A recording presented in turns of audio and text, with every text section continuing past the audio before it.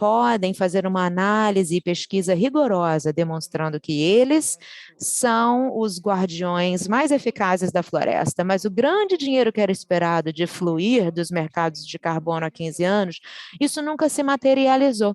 E, enquanto isso, a finanças Red Plus tem sido restringida pelos limites dos orçamentos de assistência e desacelerado pelas barreiras burocráticas. Então, a questão central do relacionamento entre os mercados de carbono e povos indígenas segue não respondida, porque segue não testada. Essa questão é a seguinte: os mercados de carbono oferecerão mais uma ameaça à subsistência e vida dos povos indígenas, ou esses mercados abrirão novas oportunidades para avançar no reconhecimento de posse de terra e atrair o financiamento tão necessário através de um prêmio de financiamento para a proteção das florestas? A minha sensação é que a resposta pode ir para qualquer um desses dois lados, dependendo do que acontecer nos próximos meses, incluindo os resultados de discussões como a que teremos hoje. Por que eu acho isso? Bem, no último ano, mais ou menos, houve um grande aumento de interesse nos mercados de carbono de uma forma geral, e um aumento de demanda para os créditos de carbono especificamente. Então, pela primeira vez em muito tempo, a ideia, a possibilidade de um financiamento significativo para a Red Plus parece uma realidade, por uma série de motivos. Nós também estamos na cúspide de uma transição de demanda baseada em mercado por esses créditos num nível jurisdicional, ou seja, países inteiros ou províncias, como foi pensado aí na negociação do NFCCC, em vez de acreditar apenas no nível ou na escala de pequenos projetos. E, para mim, isso é significativo, porque quando os governos são aqueles emitindo os créditos de carbono, são eles responsáveis por garantir que altos padrões de integridade social e ambiental sejam atingidos. Esses padrões incluem garantia do direito à floresta, garantindo que os stakeholders tenham oportunidade para uma participação total em quaisquer intervenções pensadas para gerar créditos. Então, essas partes interessadas podem alegar uma participação equitável desses resultados. Esses padrões, por outro lado, também abrem uma oportunidade para os líderes dos povos indígenas para que tenham um assento à mesa, para garantir seus direitos, mas não numa postura defensiva, também estão numa posição de se posicionarem como co-projetistas, co-implementadores de quaisquer estratégias para os ajudar a restaurar as florestas e demandar uma participação equitável de qualquer transação de crédito de carbono. Mas, claramente, de forma a aproveitar dessa abertura, líderes indígenas precisam ter acesso a boas informações a respeito desses vários padrões e processos que estão envolvidos aí no crédito de carbono e transações de mercado. Precisam também acesso à análise independente, para que saibam quais opções estão disponíveis para eles, para que tenham a capacidade de selecionar a opção que esteja do seu melhor interesse, inclusive a decisão de sair fora desse mercado, se for sua escolha. Temos muito trabalho a fazer para igualizarmos aí os compradores prospectivos, os vendedores de tais créditos e todas as outras partes interessadas, implicadas nessas transações de crédito de carbono. E é por isso que a sessão de hoje é tão importante. E é maravilhoso ver aí vários palestrantes e moderadores maravilhosos que têm especialização e perspectivas singulares para serem compartilhadas nas próximas 2 horas. Vou fechar agradecendo ao anfitrião de hoje e todos os palestrantes para darem um bom começo para esse objetivo aí de igualizar o campo, por assim dizer, e identificar as lacunas ainda a serem endereçadas. Obrigada. Muito obrigada pelos seus comentários, Francis. E agora eu vou passar a palavra para Jennifer Towley Corpus, Ela é dos povos Igora, nas Filipinas, e chamando diretamente do território tradicional dela agora. A Jennifer também é lead de defesa e política global para a Niatero. Obrigada por estar conosco. Eu sei que está tarde para você, a palavra é sua. Muito obrigada, Nina. Eu reconheço os donos tradicionais do território onde estou localizada agora e o domínio ancestral desse povo, que fica logo fora de um que é chamado Pacquiao City. Eu estou a 100 milhas, né, do meu domínio ancestral, de Kankana Igorot, esses povos indígenas de Bassal. Para ajudá-los a visualizar de onde sou, vocês podem ver aí o meu pano de funda, que é uma foto de onde eu moro, tirado no ano passado. Muitos estudos científicos e avaliações recentemente publicadas, tanto em relação à mudança climática, bem como biodiversidade, destacam a urgência dessa crise. Povos indígenas que vivem muito proximamente da natureza, sentem os impactos da mudança climática e das leis de biodiversidade muito claramente no país onde eu moro. Experienciamos fortes tempestades, em outros lugares secas e temperaturas em ascendência.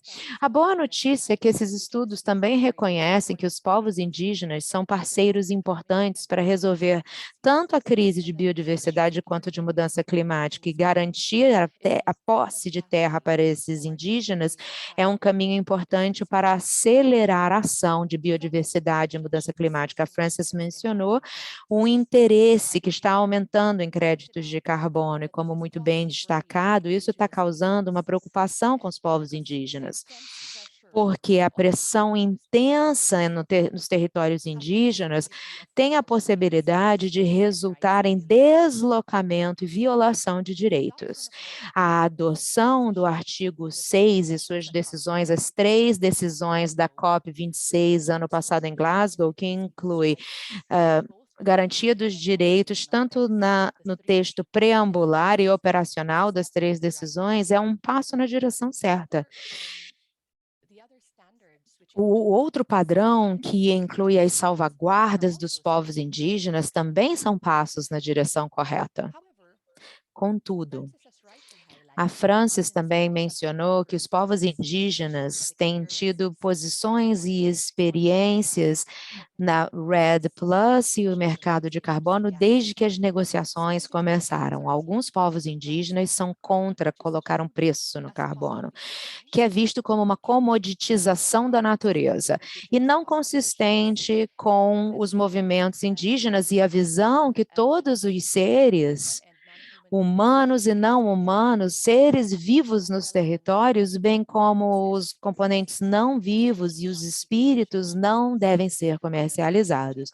Outros tiveram objeção ao mercado de carbono com a preocupação aí da compra de créditos de carbono, eliminaria a necessidade de diminuir as emissões na fonte. Os povos indígenas não querem ser parte de greenwashing, desses negócios que emitem, né, carbono, mas os povos indígenas também reconhecem o potencial de incentivar as florestas e reconhecem que, se feito certo, esses incentivos podem ajudar no sentido de garantir a posse de terra dos povos indígenas, bem como trazer recursos para os povos indígenas continuarem o que a gente está fazendo desde o Memorial, que é a proteção de território. Eu gostaria também de falar de um dos pontos principais a respeito da necessidade de crédito de carbono de alta integridade. Às vezes nos perdemos falando sobre o lado técnico de como os créditos de carbono podem ser considerados de alta integridade. E frequentemente esquecemos que a alta integridade também inclui respeito e salvaguardas pelos direitos dos povos indígenas, e isso é bem complicado quando se fala em abordagem jurisdicional. Atualmente, eu trabalho no painel indígena para diminuição de emissões e uma coalição LEAF. E uma das principais questões que a gente tem tido é como garantir que os povos indígenas não são deixados para trás e garantir que as salvaguardas sejam mantidas. E uma das barreiras é a noção de que as salvaguardas dependeriam de circunstâncias nacionais e legislação nacional. Então, é importante garantir que essas salvaguardas sejam globais e que sempre que baseado em operações globais e suas definições, há povos indígenas no território que será coberto nessa abordagem jurisdicional, então é importante que os direitos indígenas sejam respeitados, haja legislação nacional reconhecendo os povos indígenas ou não. E isso é principalmente importante aqui na Ásia e na África, onde muitos povos indígenas e seus direitos não são reconhecidos. Então, esse é um dos pontos principais que eu gostaria de falar. Quando a gente fala de crédito de carbono de alta integridade, é importante reconhecer a questão do CLPI, consentimento livre, prévio e informado, bem como garantir a importância da posse de terra dos povos indígenas. Isso é importante porque, bem, é urgente proteger a floresta através de diferentes meios, incluindo através do setor privado e seu financiamento. O que a gente precisa fazer, então, para garantir que esse crédito de carbono de alta integridade inclua a noção da proteção de direitos dos povos indígenas? Primeiramente, eu já falei que nós reconhecemos que esses padrões são globais e não devem depender da legislação local ou circunstâncias nacionais. É também extremamente importante garantir que os povos indígenas possam participar em todas essas discussões a respeito de créditos de carbono e a sua aplicação nas jurisdições, a ser incluído nos programas do mercado de carbono. É também crucial as capacidades dos povos indígenas e que sejam construídas essas capacidades para que todos os benefícios de se engajar nos mercados de carbono possam, então, atingir, ou melhor, beneficiar diretamente os povos indígenas. Uma preocupação remanescente, ou melhor, uma das preocupações dos povos indígenas é que o engajamento nos mercados de carbono é altamente técnico e muitos povos indígenas não necessariamente têm a habilidade técnica para tal. Eu diria, contudo, que há boas práticas que todos podem aprender em campo. E para fechar, eu quero destacar a experiência de um dos parceiros de Niaterro, em Austrália, que tem a ver com queimação cultural. É uma prática que tem sido feita pelos povos aborígenes australianos desde o Time Immemorial, e a ideia é que queimamentos frios antes da época da seca evitaria grandes incêndios durante a seca. Eles fizeram uma parceria com universidades e outros cientistas para provar exatamente quanto as emissões são evitadas pelas suas práticas de queimação cultural e puderam beneficiar diretamente dos créditos gerados pelas suas atividades de queimamento cultural. Esse é um modelo que deve ser replicado em todos os lugares. Total parceria com os povos indígenas e, no caso da abordagem jurisdicional, a possibilidade de subacordos com os povos indígenas, não a possibilidade, a exigência desses subacordos entre as jurisdições que estejam dando entrada para ser parte do sistema de crédito e os povos indígenas dentro do território.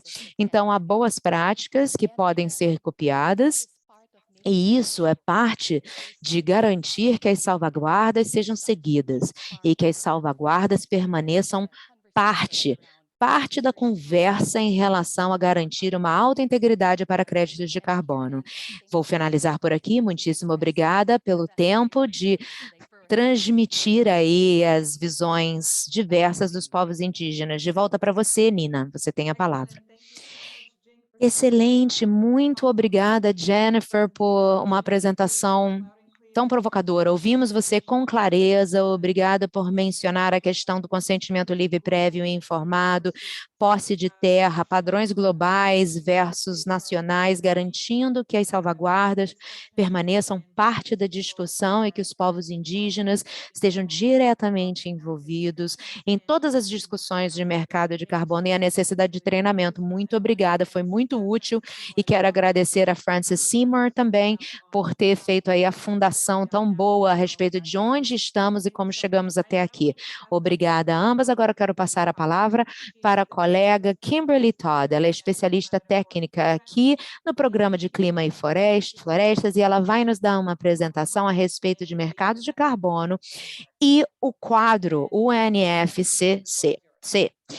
Kimberly, a palavra é sua. Olá, colegas, é maravilhoso estar com vocês. Muito obrigada, Frances e Jing, pelo começo maravilhoso dessa discussão. Me foi pedido que eu falasse aí sobre um panorama geral de finanças de carbono aí no Acordo de Paris. O próximo slide, por favor.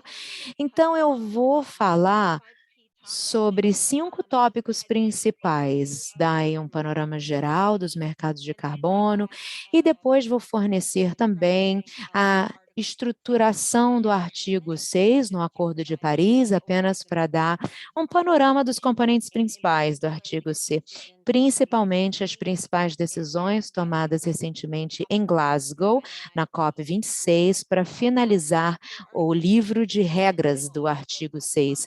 E vou falar também sobre mercados voluntários de carbono e integridade, que é um tema chave que já foi levantado. Falaremos mais sobre isso em breve. Então, voltando aos essenciais, apenas para que estejamos todos na mesma página. A gente está falando, então, de mercados de carbono. O que são? Essencialmente, você tem um mercado e é onde você tem a compra e a venda, ou seja, comercialização de uma unidade baseada em carbono. Então, a gente tem unidades de equivalentes de dióxido de carbono que são comprados e vendidos. Ambos são permissões, licenças que permitem que uma entidade possa emitir 1 tonelada de equivalente de dióxido de carbono e também aos créditos de carbono, que representam 1 tonelada de mitigação alcançada, essencialmente, 1 tonelada de equivalentes de CO2 que foram sequestrados, evitados, então, ou reduzidos. Essencialmente é disso que a gente está falando quando a gente fala do mercado de carbono. Próximo slide. E aí, há 2 principais tipos de mercados que devemos conhecer. A gente vai falar de ambos no evento de hoje. Então, a gente tem os mercados de compliance ou conformidade. É aí que há regulação ou políticas que exigem que as empresas ou que os governos, no caso, por exemplo, da União Europeia e o seu esquema de comercialização, que reduzam as emissões. Então, tem uma base legal para ter que atender essas exigências de redução de emissão. E o mercado pode ser utilizado através da compra, o uso dessas permissões, bem como créditos de carbono ou compensações para atender essas exigências regulatórias. Então, esses são os mercados de compliance, de conformidade. Do lado dos mercados de carbono voluntário, a gente tem principalmente empresas do setor de carbono, mas indivíduos também que através de vários compromissos ou objetivos, querem comprar créditos de carbono para ajudar a atender esses objetivos em termos de neutralidade carbono, o alvo líquido, zero de carbono. Então, há uma variedade de propósitos aí, mas predominantemente tem a ver com empresas que querem voluntariamente reduzir suas emissões. Próximo slide, por favor.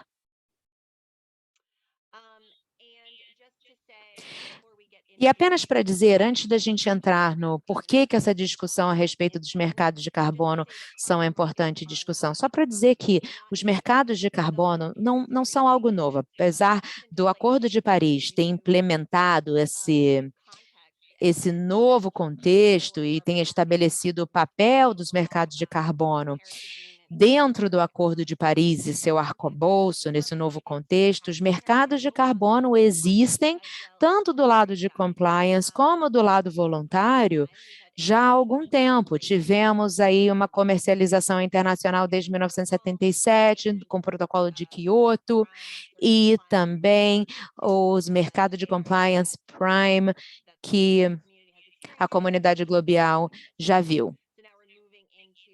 Então, agora estamos passando para o artigo 6, mas nós temos alguma experiência com algumas lições aprendidas e com alguns desafios que estão no mercado de carbono, como no passado, à medida que vamos adiante com o nosso design do artigo 6 dentro dos mercados de carbono. E as questões podem estar sendo endereçadas já no primeiro momento. E por que os mercados de carbono são importantes? Essencialmente, eles são uma ferramenta com o intuito de criar, então, um incentivo econômico para a mitigação climática. Então, reduzindo, certificando de que possa haver mitigações adicionais climáticas com base nesta ferramenta custo-efetiva no mercado de carbono. Então, isso reduzirá as emissões, acelerar a transição para uma economia de pouca emissão e que seja resiliente de maneira custo-efetiva. Adicionalmente, isso pode permitir também uma base ampla de partes interessadas, grupos de partes interessadas para contribuírem para ações climáticas, não apenas governos, mas também organizações internacionais, corporações e também pessoas que possam participar nessas ações. Então, essa é uma espécie de grupo de objetivos positivos em relação aos mercados de carbono. Mas, como já mencionado aqui, há certas preocupações em relação, no sentido de fazermos isso de maneira bem feita, com um design correto e sendo feito da maneira certa, certificando que as reduções são verdadeiras e não estamos apenas fazendo comércio aquilo que a gente fala de ar quente, hot air, ou que as corporações estão se engajando, por exemplo, no greenwashing, que é o banho verde, ou seja, questões ligadas a não estarem de fato indo ao encontro dos seus objetivos de redução internos. Então, essas são algumas preocupações, e mais uma vez, como já mencionado anteriormente, em relação às salvaguardas e os aspectos de integridade, o potencial de garantirmos que os mercados possam ter um impacto positivo, que de fato dependem de um design robusto e governança destes mercados. Próximo slide, por favor. Então, realmente foi fundamental, levando em consideração o número dessas preocupações e algumas das experiências do passado, que nos certificássemos de que o artigo 6 possa ser exercido de maneira correta. Ou seja, estamos falando, por exemplo, da Convenção Quadro, da ONU, e agora eu vou focar um pouquinho no Acordo de Paris e o que a gente chama de livro de regras do Acordo de Paris e ver como que os mercados de carbono são tratados neste novo contexto global. Próximo slide, por favor. Bem, então, o Acordo de Paris é basicamente construído com base nas contribuições determinadas nacionalmente. Esse é o backbone, a espinha dorsal, ou seja, cada país vai colocar então um plano de ação climática para diminuir emissões, assim como também a se adaptarem aos impactos climáticos. Então, cada parte do Acordo de Paris precisa estabelecer esses planos de contribuição nacionalmente determinada, que são chamados de NDC, e fazendo atualização a cada 5 anos. E é interessante perceber que 85% desses NDCs, ou seja, os atualizados que foram submetidos em 2020 e 2021, chamam a atenção do intuito de usarmos, então, mecanismos internacionais para reduzirmos, então, a emissão de gases de efeito estufa. Essencialmente, então, o interesse que observamos na maior parte dos países, no sentido de engajamento nesse mecanismo do mercado, é percebido. Então, dando essa expectativa de escala e interesse, é fundamental nós certificarmos de que isso seja operacionalizado, e de uma maneira robusta, para garantirmos, então, a integridade dos planos. Próximo slide, por favor. So we have Então, nós temos os NDCs, muitos deles reconhecem que haverá interesse no uso do artigo 6 e as suas abordagens de maneira mais ampla nos mercados de carbono. Então, o que é o artigo 6? O artigo 6 reconhece que os países têm os seus NDCs implementados, que são, então, os planos de distribuição determinados nacionalmente. Então, isso abre uma forma de cooperação através dos mercados de carbono com base no artigo 6. Mas apenas para mencionar o artigo 6, que também adereça as abordagens não de mercado, para criar uma espécie de equilíbrio, ou seja, abrindo a porta para aqueles países que têm interesse em exercer mercado de carbono também, mas com uma abordagem não de mercado. O objetivo principal do artigo 6 é tem está escrito no sentido de certificarmos da ambição, por assim dizer, objetivos gerais, promovendo então desenvolvimento e integridade ambiental, que são fundamentais. Isso permite então aos países a cooperação e engajamento em transferências daquilo que a gente chama de resultados de mitigação de transferências, onde um objetivo é atingido num país e isso é vendido para um outro país que vai contar na sua cota de NDC com novos mecanismos de mercados específicos estabelecidos com base no artigo 6 e no caso 6.4, e mais uma vez com as abordagens de mercado. Próximo slide, por favor. E em relação às regras específicas de como o artigo 6 deve ser desenvolvido, ah, foi difícil, na verdade, chegar a um acordo. Então, há vários COPs, conferências que foram feitas para comentarmos essas questões difíceis, técnicas e políticas, e como poderíamos resolver. Finalmente, então, nós conseguimos ter um resultado na COP 26. Próximo slide, por favor. E houve um número de questões fundamentais técnicas relacionadas a políticas que foram acordadas. Nós não vamos entrar em muitos detalhes, mas eu vou apenas mostrar algumas coisas desses elementos, alguns desses elementos, sobre como nos certificarmos de que os processos de mitigação de emissões globais são, de um modo geral, feitos com contribuição para melhorarmos, então, a mitigação de um modo geral. Evitando, então, por exemplo, contagem duplicada, ou seja, isso é chave para a integridade. Né, certificamos de que temos uma ferramenta que faça os ajustes necessários, certificando que não existe, então, uma contabilização duplicada em mais de um país. E, finalmente, então, as regras para o tratamento dos mecanismos de desenvolvimento limpo. Então, eu acho que talvez se pudéssemos pular o próximo slide, pulando 2 à frente. Eu sei que nós não temos tanto tempo assim, mas enfim. Imagina então, por exemplo, alguns pontos de entrada principais. A Jean já mencionou alguns destes em seus comentários, então apenas para prover aqui um pouquinho mais sobre o assunto, realmente foi considerado um elemento muito positivo do artigo 6 em seus resultados. Alguns dos pontos de entrada específicos no sentido de inclusões no texto, são relacionados a povos indígenas e comunidades locais.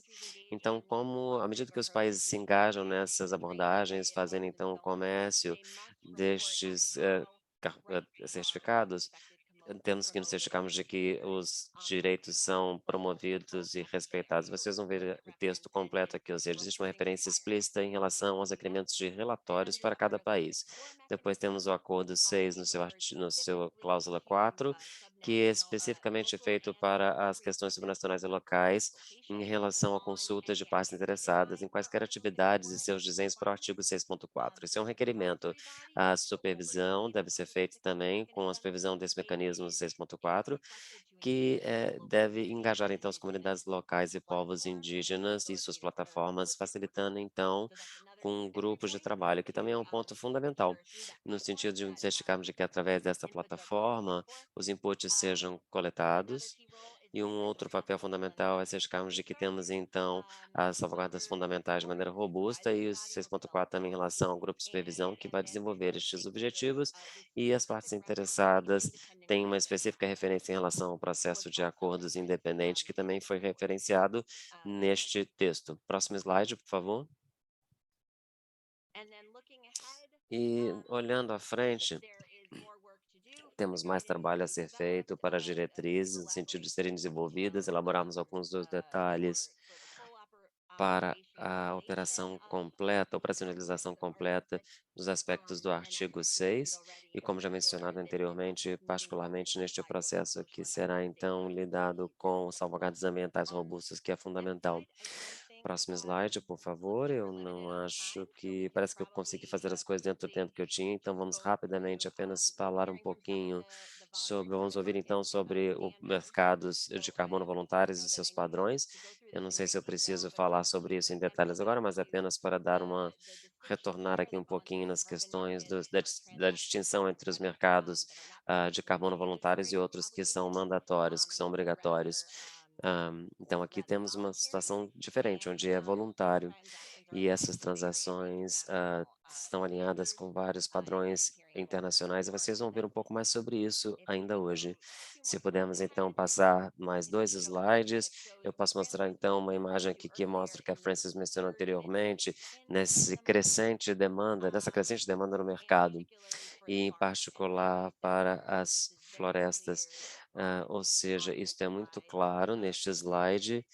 Podemos ver então esse aumento dramático, especificamente onde temos aqui essa linha azul, que mostra as transações de florestas e uso de terra. Podemos ver que de 2019 a 2020 temos um crescimento que mostra essa aceleração a partir de 2020 de maneira mais intensa.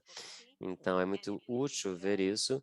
E se pudéssemos, então, pularmos 3 slides, por favor, e aí eu posso encerrar. Bem, e aqui mostrando apenas algumas das questões de integridade fundamentais que eu espero que aparecerão ainda hoje na discussão em mais detalhes. A integridade observa no ponto de vista de suprimento, ou seja, a integridade subjacente ah, que permeia todos os objetivos. Por exemplo, empresa que compra um crédito de carbono, será que está no contexto de um alvo alinhado com base na ciência e essa empresa está realizando reduções internas de maneira suficiente e assim por diante. Então, nós temos então a demanda de suprimento, sobre o qual veremos um pouquinho mais ainda hoje, e também gostaria de chamar a atenção para alguns elementos que essa questão de integridade mostra que não estamos falando apenas do ponto de vista técnico ou de emissões ou de carbono sendo reais, mas também os aspectos sociais e ambientais no sentido dos seus direitos e questões ligadas aos direitos e assim por diante, numa perspectiva mais ampla, que será importante à medida que vamos adiante com o design e a implementação dos nossos mercados de carbono. Isso era o que eu tinha a dizer. Muito obrigado. Thank you so much, Kimberly. Muito Excellent obrigado, presentation. Kimberly. Excelente Before we proceed apresentação. to the Eu participants, gostaria I de will dizer point aos out that this is a participantes lot que nós of really sabemos que temos technical, muitas in-depth informações técnicas, presentations nós available temos as in apresentações different languages. disponibilizadas e We are happy to traduzidas em share it diferentes afterwards. línguas. Both the Ficaremos recording will satisfeitos be em shared with compartilhá-las all posteriormente. participants. Evidentemente, isso vai ser I'd compartilhado like to com now move to todos. our Eu next gostaria agora, panel. então, de passar para o This nosso is the próximo Lessons painel. Learned from Aqui Hosting estamos falando Projects sobre os in the mercados e seus Military projetos de mercados Coalition. de carbono em This will be territórios de povos moderated by indígenas, que será Andy moderado Davis, who is a pela Andy consultant Davis, with que the é um American Land Use consultor em Alliance relação American da Alliance. Aliança And our do two Clima e do Uso da panelists Terra. Seja are bem-vindo. Isaac Nossos dois Bryson panelistas with são Isaac the Bryson, project do projeto the Vieira AERA, Valley Project que Manager Vieira in Vale, na Tunisia, verdade, no sentido de gestão de questões comunitárias na Tunísia. Eu gostaria de parabenizá-lo pelo projeto que conseguiram então um preço diferente em ganharam um prêmio em 2020 pelo seu trabalho, perdão. E vamos dar as boas-vindas também ao Chief Almir Surui, que é o líder do Parparatzel Suíço, os povos, e também no Metrolian, na associação que está presente no Brasil. Muito obrigado, Andy. A palavra está com você como panelista, Thanks so much, Andrew. Nina. Muito obrigado, Nina. Bom dia, boa tarde, boa Great to noite a hear everyone todos, onde quer que listening estejam no today. mundo, sejam bem-vindos a este Very painel. excited Eu estou to muito talk empolgado em and hear falar from a our panelists respeito e today. ouvir também de Nina outros had panelistas introduced for que a us Nina já with apresentou para background todos a nós. little bit Ah, about the Vamos falar um pouquinho international climate sobre and o international contexto trends internacional e as and talk a tendências bit more internacionais. about Já falamos sobre specific isso. Agora projects vamos that are ouvir sobre actively projetos operating now, específicos que de fato how já estão they em operação no navigate momento, both the como risks que and eles são challenges of navegados, no carbon sentido de markets, desafios e how those riscos do projects mercado de relate to carbono, rights and como esses livelihoods on projetos the ground, estão ligados à and sobrevivência e os how they relate direitos na vida to real e como eles governance se and relacionam governance in às the real condições world. de governança em So mudança, we'll be joined here né, no by mundo Isaac atual. Então and vamos aqui ter a Vieira to participação do provide Isaac, further como já additional mencionado. Então, sem maiores delongas, eu vou passar a palavra para o Isaac. Thank you to all I'm happy to join you this evening. Obrigado a todos por se juntarem conosco, é um prazer. Como já mencionado, meu nome é Isaac Brisson, eu venho do Vale Yada, mas o meu projeto é ligado a esta região. O som dele está picotando um pouquinho, eu não consigo ouvi-lo. Parece que perdemos a conexão. Looks like we've lost connection there.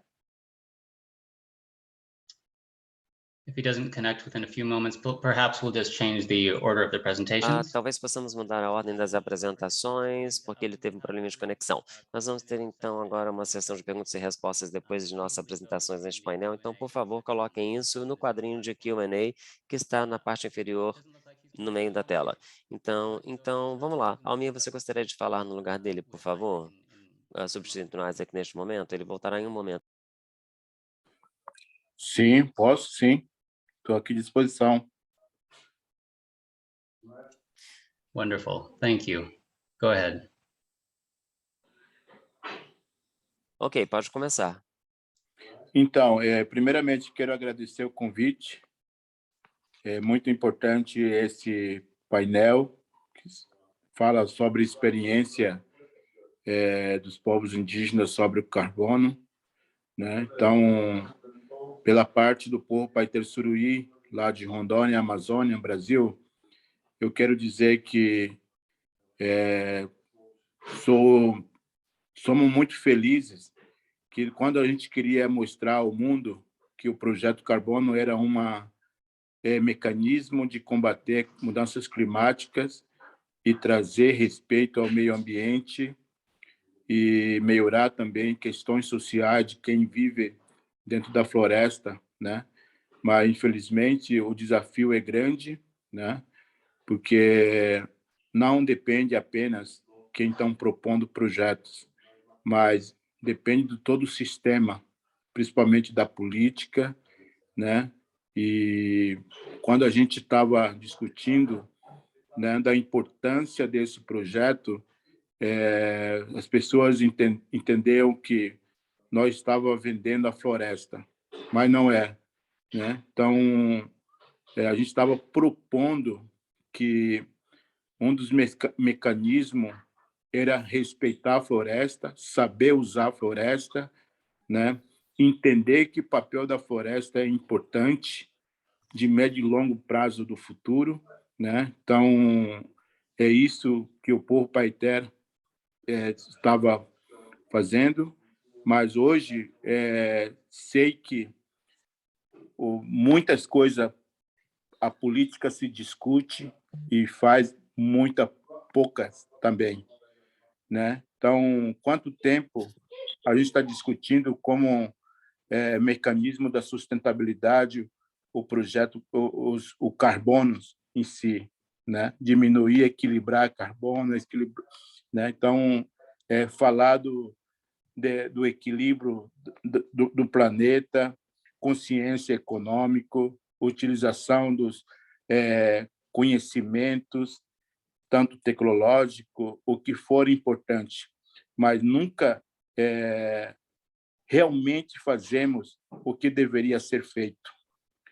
Hoje, eu acredito que, espero que realmente tenha a condição de capacidade de implementar esses acordos que são feitos hoje, né?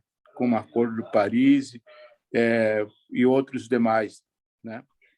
Então, portanto, o projeto Suruí hoje não funciona, mas foi uma experiência que trouxe, né, dizer para o mundo que como é possível você desenvolver, né, os projetos igual essa com povos indígenas. Mas, infelizmente, tem outro lado, né, que as pessoas acham que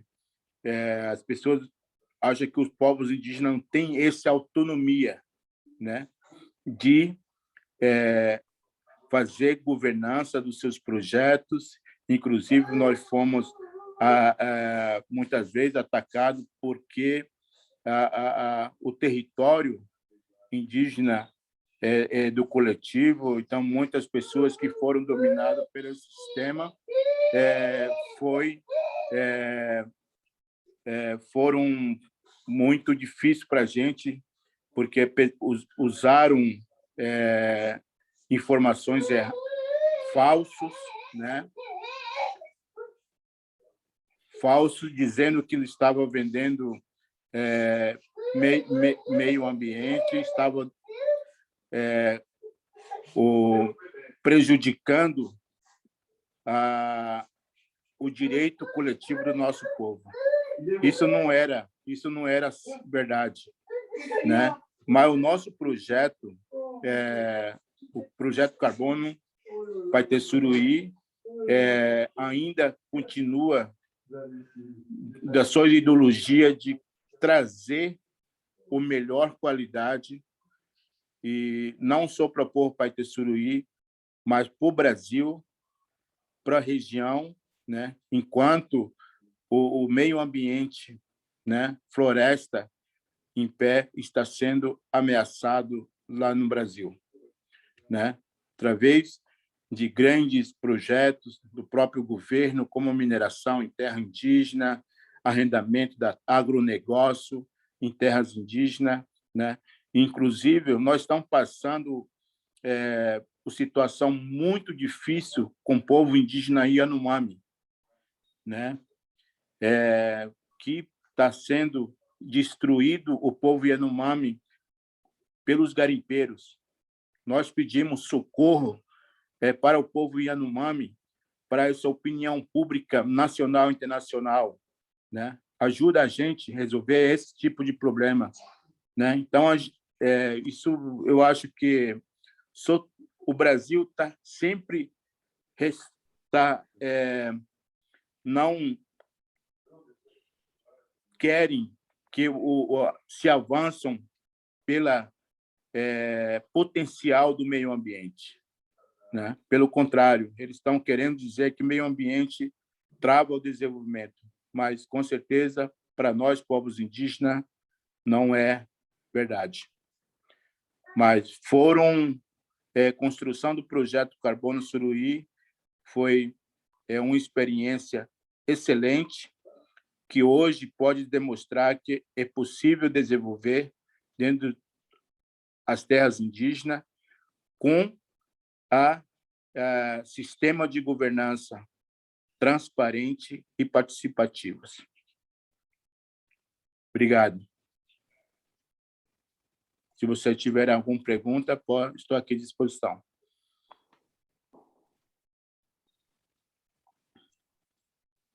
Wonderful. Thank you so much, Almir. Maravilha, muito obrigado, Almir. Se eu puder, eu gostaria de dar continuidade aqui com uma pergunta rapidamente. Você mencionou as dinâmicas, tanto dos conceitos errados, mas também a dinâmica da mineração. E o meu entendimento é que a combinação de dois fatores levaram diretamente à descontinuidade do projeto. Isso é correto? Ou você poderia esclarecer por que o projeto não está em operação neste momento? Primeiro, porque o desmatamento foi o maior que estava previsto dentro da linha de base do projeto. Isso aconteceu porque não tinha apoio político, né, de fiscalizar, a combater o desmatamento, porque o governo que tem autoridade para impedir isso, né? Nós povos indígenas, não temos essa autonomia policial, mas o desmatamento precisava autonomia policial para parar o desmatamento. Segundo, eles utilizaram má fé para dividir o nosso povo, né? Para que eles possam dizer que o nosso sistema de governança de projeto de carbono estava não participativa, que não era verdade, né? E porque eles cooptaram lideranças indígenas, né? Cooptaram lideranças indígenas para que eles fossem sendo usados, entendeu? É isso que aconteceu. Então, precisa que, quando tiver novos projetos, ter essa responsabilidade institucional do governo para combater, ajudar a combater desmatamento, por exemplo, né? E segundo ponto, de respeitar a autonomia dos povos indígenas dentro do sistema de governança dos seus projetos. Isso que não aconteceu. Cooptaram a liderança indígena para dizer mal do projeto, que não era verdade.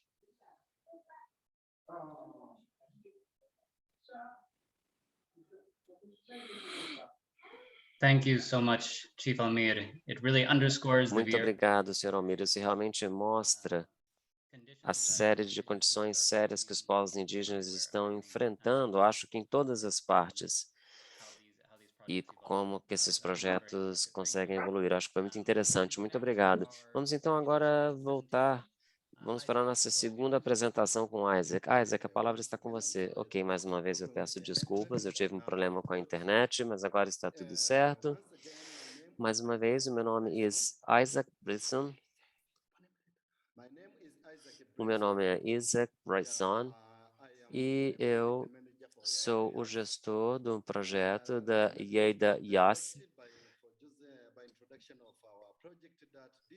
O nosso projeto foi introduzido com uma comunidade que objetiva diminuir emissões de maneira eficiente à medida que dá apoio ao desenvolvimento desse povo indígena, dessa comunidade indígena ao mesmo tempo, e a conservação também do seu habitat natural. E estamos trabalhando em parceria com Karen Tavania, que teve um papel-chave em todas as questões. Nós não somos muito bons nas questões técnicas, mas estamos trabalhando conjuntamente com pessoas da Tanzânia para atingirmos os objetivos que temos traçados. O projeto que está associado também à renda dá apoio a outros programas de monitoramento, por exemplo, programas educacionais, programas de saúde, e todos os projetos estão focados na sociedade. Este projeto dá apoio à comunidade em relação a uma população de 61 mil pessoas, a maior parte dos quais vieram do Hazabe. Eu acho que a maior parte de vocês conhecem essa região, e também outras comunidades que são os pastoralistas locais. E também nós temos algumas outras tribos que vivem, próximas. Então, nós temos contratos com algumas vilas. Nós temos que ter uma área para o projeto em torno de 110 mil hectares e até o momento nós conseguimos levantar $652 mil e algumas coisas já foram evitadas. Em torno de 171 mil árvores não foram derrubadas, por exemplo. Perdão, 177. E neste período do projeto até o momento, há várias lições que aprendemos com este projeto. A primeira é com base nos direitos de ocupação das comunidades. Isso foi reconhecido como a fundação do projeto. E isso também traz a defesa do projeto e conseguiu mostrar que o projeto pode durar mais tempo. Também temos a questão da identidade cultural. Este projeto já ajudou a manter o estilo de vida cultural das comunidades locais, porque as vidas estão ligadas diretamente à região.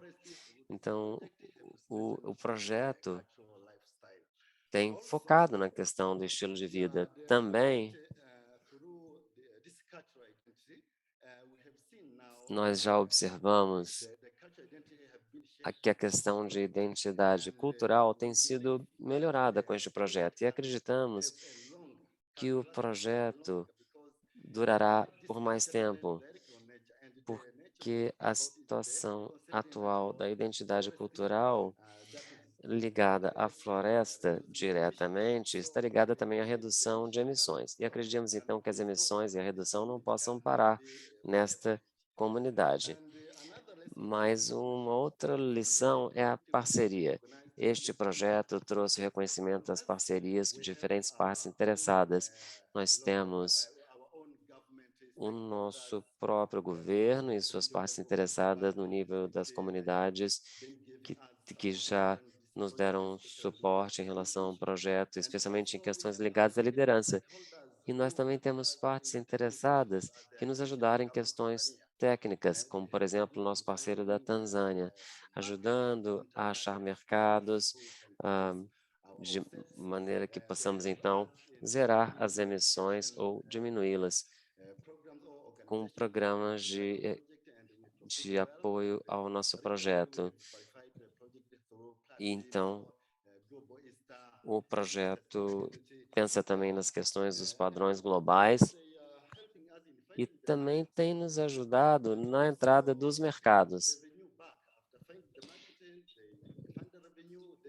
A questão da receita e trazem a receita, mas também o compartilhamento de diferentes informações, que é muito importante para a comunidade indígena entender o projeto. Muito bem, um outro problema, e é uma questão que a gente tem visto que as comunidades se engajam em reuniões anuais, que costumávamos fazer essas reuniões anuais, sobre receita. Nessas reuniões, a comunidade se engajou em discussões participativas sobre como utilizar a receita da melhor forma. Um outro problema é transparência.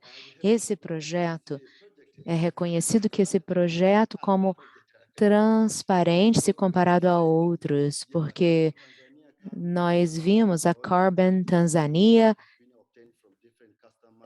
divulgando os resultados de diferentes clientes fora do nosso país e também questões de monitoramento. O comitê tem estado engajado em fazer um monitoramento do projeto, enquanto o Carbono apoia questões técnicas, fluxo de informação da comunidade para Carbon Tanzânia e outras partes interessadas. É uma questão de transparência. Estamos felizes com isso. E, finalmente, Isaac, peço desculpas de te interromper, a gente tem que começar a finalizar por uma questão de tempo, peço desculpas por isso.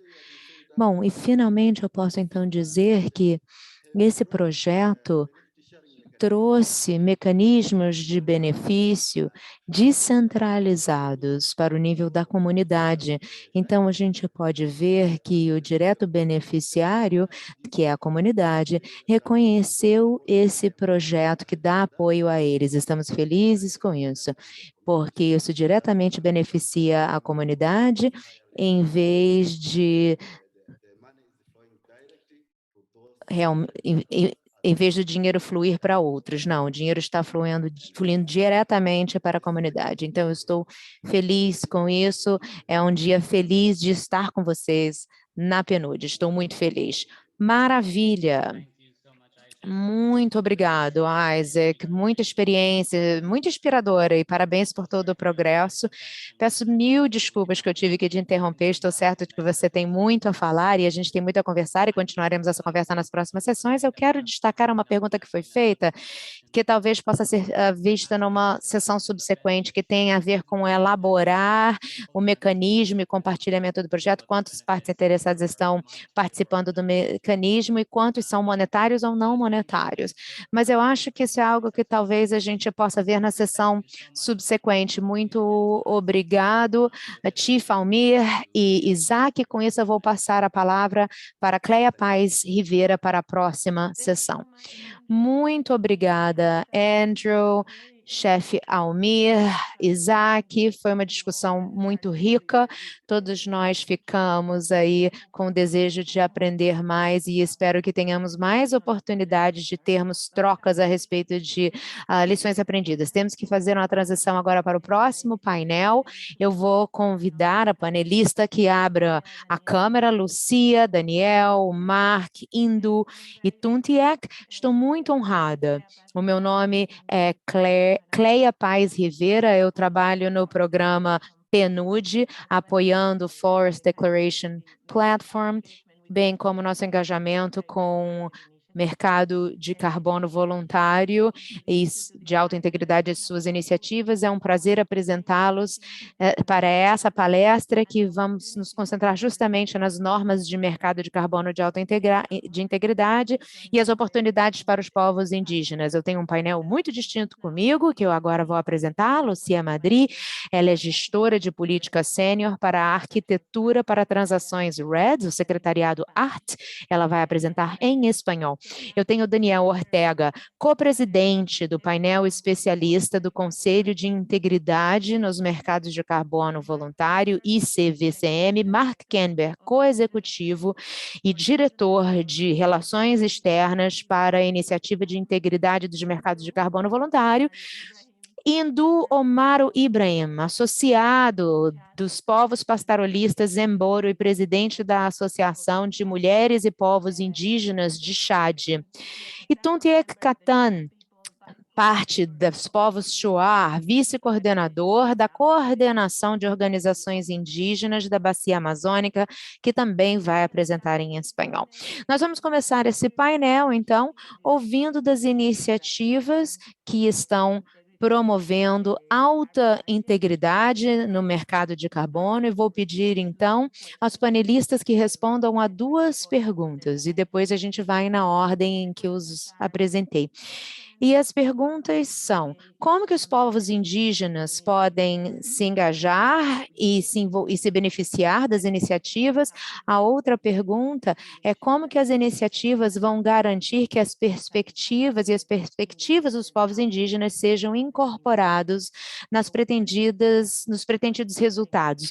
Lucia, a palavra é sua, vou começar com você.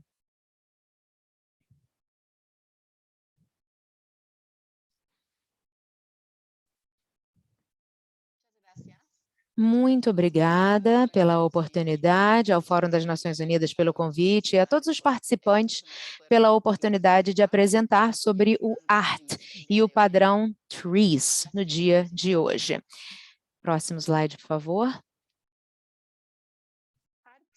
Bom, primeiramente, a ART significa Arquitetura de Transações RED+, né? Somos uma equipe que gerou um padrão para certificar créditos de carbono a partir de iniciativas de redução de emissões por desmatamento e degradação, que são desenvolvidas no nível do país e, temporariamente, no nível de jurisdição subnacional. Além de desenvolver o padrão e garantir que ele seja usado corretamente, temos um cadastro para hospedar, retirar e cancelar créditos de carbono de forma transparente.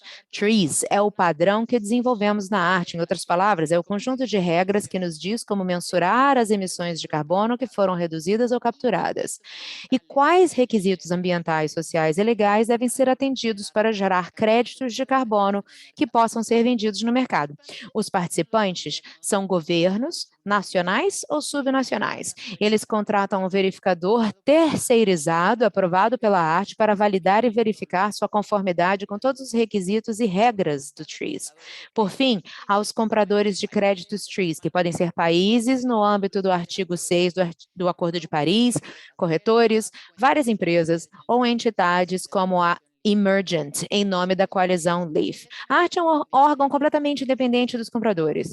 Portanto, as jurisdições participantes escolhem para quem vendem, quando e sob quais condições. O próximo slide, por favor.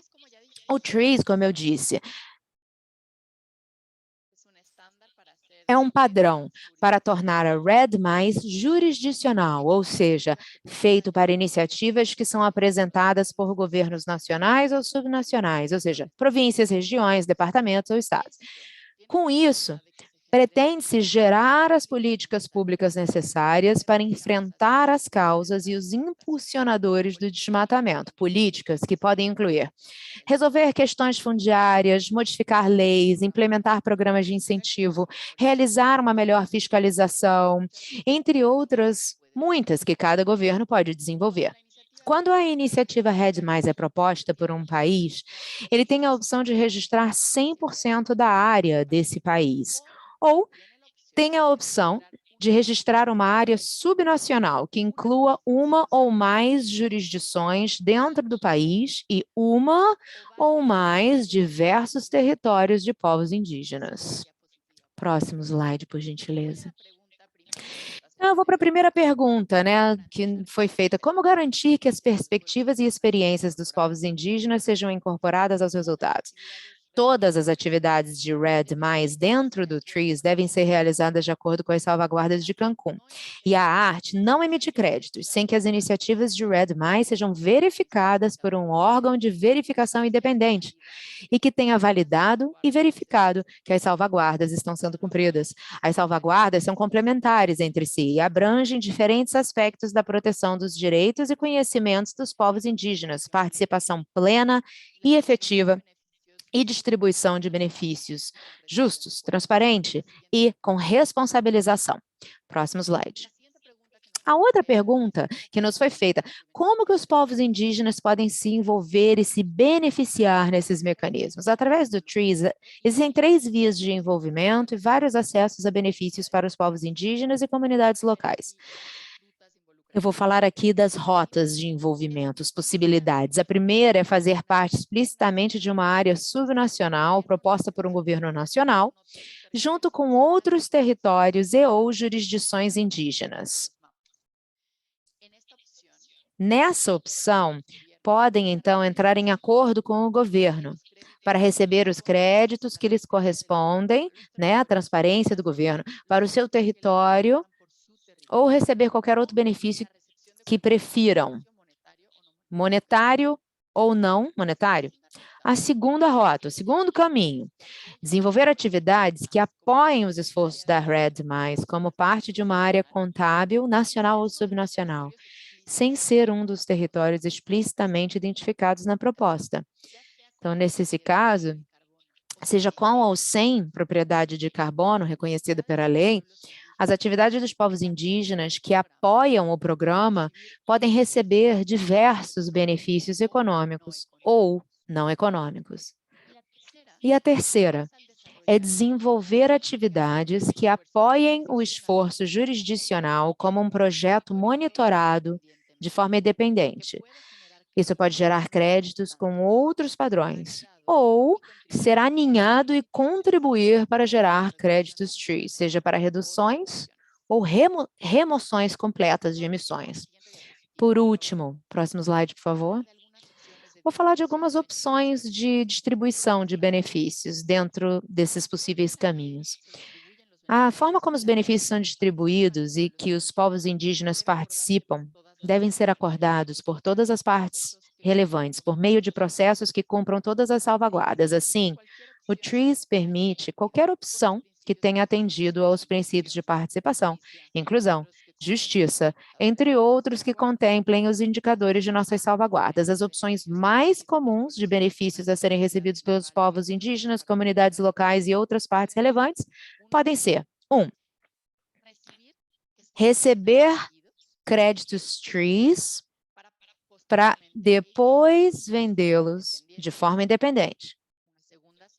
Uma segunda opção, receber a receita da venda de créditos consolidados de TRIZ realizados pela jurisdição. Uma terceira forma seria receber pagamentos por serviços ambientais ou outros incentivos financeiros não vinculados a créditos de carbono. E a quarta forma, receber benefícios não monetários, como questões que as comunidades indígenas desejem negociar com os governos, como títulos de propriedade ou outros, no caso a caso. Próximo slide, por favor. Essa foi a minha participação, espero ter respeitado os 5 minutos que eu tinha e muito obrigada pela atenção. E se tiverem perguntas, estou à disposição, esse aí é o meu e-mail, e enviarei também documentos através do Programa das Nações Unidas. Muito obrigada.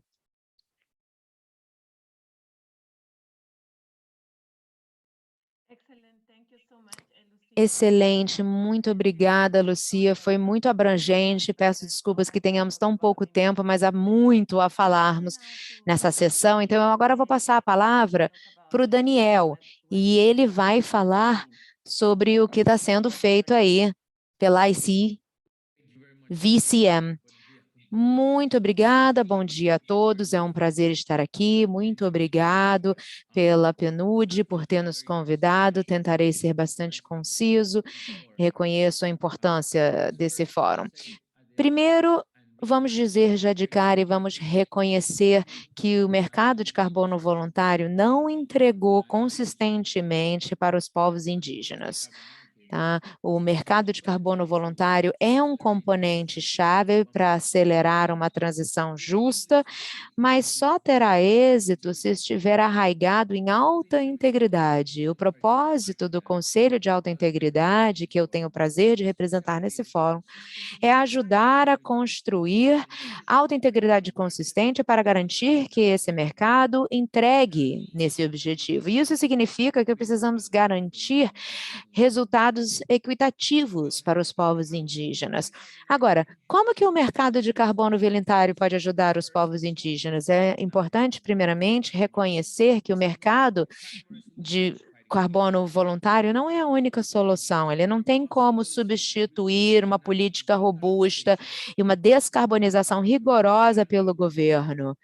Em todos os níveis de governo, os créditos de carbono de alta qualidade podem canalizar financiamento, bem como reduções ou remoções de gases de efeito estufa. Mobilizar financiamento adicional também é de extrema importância, devemos também proteger e promover a natureza e a biodiversidade, acreditando nos benefícios de adaptação e executar aí um desenvolvimento sustentável. Para fazer isso, o mercado de carbono voluntário precisa apoiar os direitos e recursos dos povos indígenas e também tem que haver salvaguardas para garantir que não esteja fazendo nenhum dano às pessoas em campo ou nas linhas de frente da crise climática. Isso significa que precisamos co-criar, colaborar, trabalharmos juntos em quadros, estruturas para garantir uma alta integridade consistente. Esse é um mantra que repito para mim e para os meus colegas na ICVCM, que nós aprendemos dos nossos engajamentos no passado. Não deve haver nada para os povos indígenas e comunidades locais sem que haja participação e engajamento real de tais comunidades. Então, o que alta integridade significa para o ICVCM? Há 3 pilares principais. Primeiro, significa conhecer e saber que os créditos estão fazendo o que estão fazendo, pois há um limiar global aí para o que se considera de alta qualidade. Significa também transparência, pois esses créditos de alta qualidade estão comercializando no mercado com padrões rigorosos e infraestrutura rigorosa em que a prestação de contas é essencial. E 3, significa que os compradores estão fazendo alegações legítimas e usando o crédito como parte aí desse pacto de emissões líquidas zero. Então, a gente se concentra muito nesses 2 primeiros pilares e também trabalhando com grandes atores, incluindo algumas pessoas que estão aqui, que estão liderando esses esforços. O que estamos tentando fazer... O Conselho foi estabelecido em 2021 como um órgão de governo independente. Nosso propósito é garantir que o mercado de carbono voluntário acelere uma transição do clima. A gente reconhece que esse mercado não sempre executa consistentemente, mas a gente quer contribuir para essa transição da forma mais eficiente possível. A nossa teoria para a mudança é muito simples.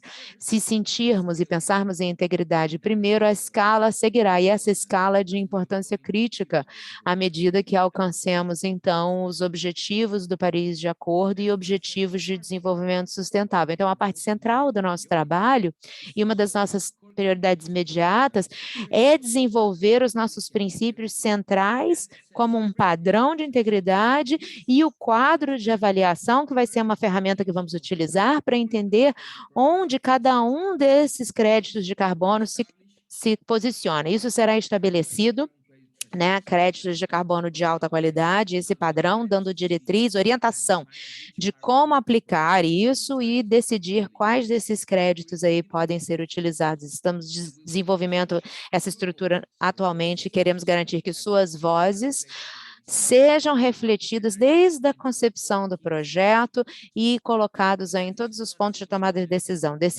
Sabemos que não é uma fórmula de bolo, a gente sabe que é um processo contínuo, talvez não acertemos de primeira essa receita de bolo, mas a gente quer chegar nesse sucesso e a gente quer aprender de vocês, das suas preocupações mais profundas, construindo sob a noção de que as comunidades podem ser pensadas não só como partes interessadas, mas acionistas, que é por isso que estamos aqui hoje. É também por isso que a gente está trabalhando para garantir que a gente tenha a precisão da apresentação para quem entenda o nosso quadro de governança. E quero mostrar rapidamente na nossa diretoria, a gente recentemente nomeou o Francisco Souza, que está cuidando daí do IFSC e membro também dos povos indígenas na Bacia Amazônica, e 2 adicionais membros que a gente vai recrutar, que esperamos que vá ajudar aí na nossa diretoria, no nosso painel especialista e subespecialista, que estão no coração da criação desses padrões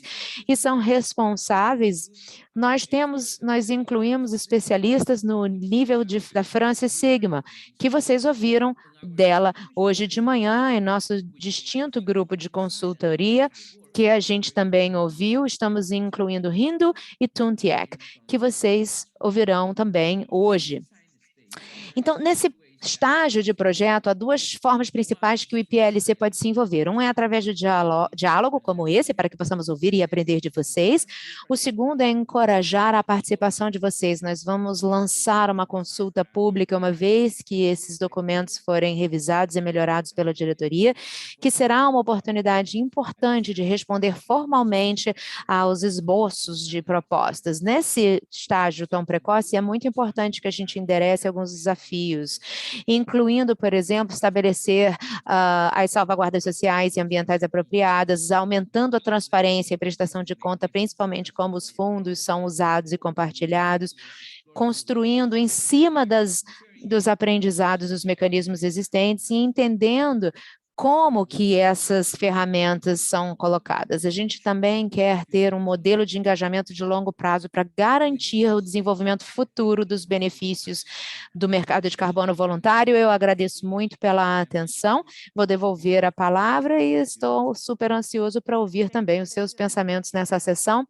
Obrigada, Daniel, foi maravilhoso. Eu agora vou passar a palavra para o Mark, porque eu quero deixar tempo para que as pessoas possam comentar, suas vozes são essenciais.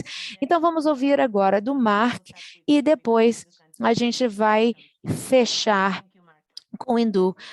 Mark, muito obrigado, Claire, pelo convite de estar aqui hoje. O meu nome é Mark Canberry, eu represento as iniciativas de integridade de carbono e eu concordo com tudo que o Daniel falou, não porque eu sou um membro dessa diretoria, mas também porque a integridade de ponta a ponta nos mercados de carbono é essencial, não só para lidar com os direitos, né, da comunidade IPLC, mas para fazer funcionar também. Então, essa iniciativa vê o lado da demanda. Se você vê o que o Daniel acabou de apresentar, que pensa do lado do suprimento, a qualidade dos projetos, dos créditos, a qualidade de como as transações são feitas, incluindo compartilhamento de benefícios e outras questões, nós vemos o lado da demanda, ou seja, o que as empresas que estão... O que deve se esperar dessas empresas comprando créditos? E queremos responder aí 2 perguntas fundamentais. Uma é, quando e sob quais circunstâncias as empresas devem se engajar nos mercados de carbono e principalmente no voluntário? E o que constitui o uso de alta integridade desses créditos? E a segunda pergunta que queremos responder é o que as empresas devem ter o direito de falar a respeito? E como muitos de vocês sabem, as empresas nas últimas décadas têm feito todo tipo de declarações empolgantes e animadas sobre as ações, sobre suas atividades sociais e ambientais, mas raramente são consistentes, muitas vezes estão abertas aí em diferentes interpretações e cobrem muitas das más atividades que estão acontecendo. Então, a gente quer criar um código de prática para as empresas que queiram se engajar nos mercados de carbono e principalmente os voluntários, de uma forma que seja de alta integridade. E o Daniel falou de um dos elementos-chave dessa questão de alta integridade, é o uso dos mercados de carbono e principalmente os voluntários, deve estar além da ação do governo e descarbonização corporativa, não é um substituto, é o que nós precisamos que todos os esforços estejam enveredados para reduzir e evitar as emissões, mas a atividade não deve vir ao custo da descarbonização corporativa. Então, o VCMI vai soltar aí muito em breve um esboço dessa prática, desse código de prática, e a gente encoraja todos aqui que participem dessa consulta em agosto. A Cleia trabalha conosco, por favor, garanta que todos tenham a informação suficiente para que possam participar. E enquanto o engajamento dos povos indígenas, comunidades locais e projetos é mais diretamente coberto pelo trabalho que o Daniel mencionou, bem como o trabalho da Lucia, é essencial que as declarações feitas pelas empresas a respeito desses créditos de carbono não somente reflitam uma redução genuína das emissões, mas também, no mínimo, o fazer nenhum dano. E essa consulta que está sendo feita aí nas últimas 2 ou 3 semanas, há uma forte ênfase em benefícios sociais, ambientais, quantificáveis, como definido pelas comunidades locais e povos indígenas, que em teoria recebem esses benefícios. E eu achei muito interessante a questão que foi feita para o Isaac a respeito do mecanismo de compartilhamento de benefício. Quem o define? Quem decide quais são esses benefícios e como são recebidos? Isso é absolutamente essencial. E parte do feedback que recebemos recentemente é que as empresas, e a gente vai colocar isso na orientação, devem perguntar onde estão indo esses benefícios. Muitos de vocês talvez tenham visto um artigo recente, eu acho que saiu no Financial Times, que falava da grande diferença em preços que os corretores estavam pagando pelos créditos e se comparado ao que era recebido pelas comunidades locais e quanto estavam cobrando das empresas. Normalmente, aí tinha 300, 400, às vezes 900% de margem. E uma chave aí, e não só do lado do VCMI, mas em todo o mercado de carbono, é essa transparência total de preços, de margens e benefícios. E somente com essa transparência, e todos nós e o mundo mais amplamente, sabemos então o que está acontecendo, quem está se beneficiando e quem é que está recebendo uma parte dos lucros. No VCMI, e eu vou finalizar então com isso, estamos felizes e vocês muito em breve ouvirão aí do nosso comitê gestor, pedimos a muitos representantes dos povos indígenas que nos dessem uma caixa aí para a nossa orientação, falando sobre quais são as principais questões que as corporações devem perguntar ao comprar crédito de carbono, em termos de respeitar os direitos, compartilhamento dos benefícios e todos os outros aspectos que afetam essas comunidades e os povos indígenas. Eu vou deixar por aí, então, podem me contactar ou a Cleia, mas também participem da nossa consulta pública, né? O mercado de carbono voluntário só pode acontecer se atacar todos os pontos do caminho, do momento do projeto até o momento que os atores e as corporações fazem declarações a respeito disso. Precisamos trabalhar juntos para garantir que tenhamos essa questão aí da transparência e da alta integridade incorporados. Obrigado, muito obrigada, Mark. Eu vou passar a palavra agora para Rino e Tuntie, que eu gostaria que refletissem a respeito do que ouviram, como que o atual panorama aí das normas tem ajudado esse mercado de autointegridade, se isso está atendendo às necessidades e solicitações dos povos indígenas e que recomendações você tem. Queremos ouvir o que vocês têm a dizer, começando com o Rindo, você tem a palavra. Muito obrigada, irmã, irmãos, amigos. Estou muito feliz de estar com vocês e ter ouvido os palestrantes anteriores.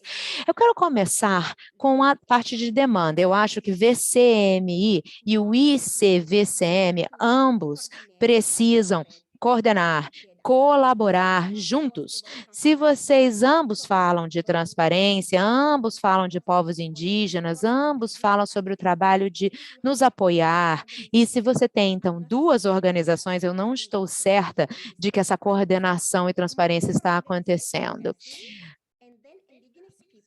Os povos indígenas e as organizações somos os mesmos. Tunque é o mesmo, Rindo é o mesmo, e o restante dos nossos parentes em casa somos os mesmos, né? Não é uma coisa que você pode aplicar o ICVCM e em outro ICVCMI. Para nós, seria muito útil que vocês se coordenassem para ter essa transparência para todos nós e a implementação. Vocês são complementares e, no final dos contas, a mesma coisa, tá? Então, essa aqui é a minha primeira reação a ambos vocês e ao restante dos participantes aqui, para que sigam esse trabalho. Não podemos mais agir dentro de um silo.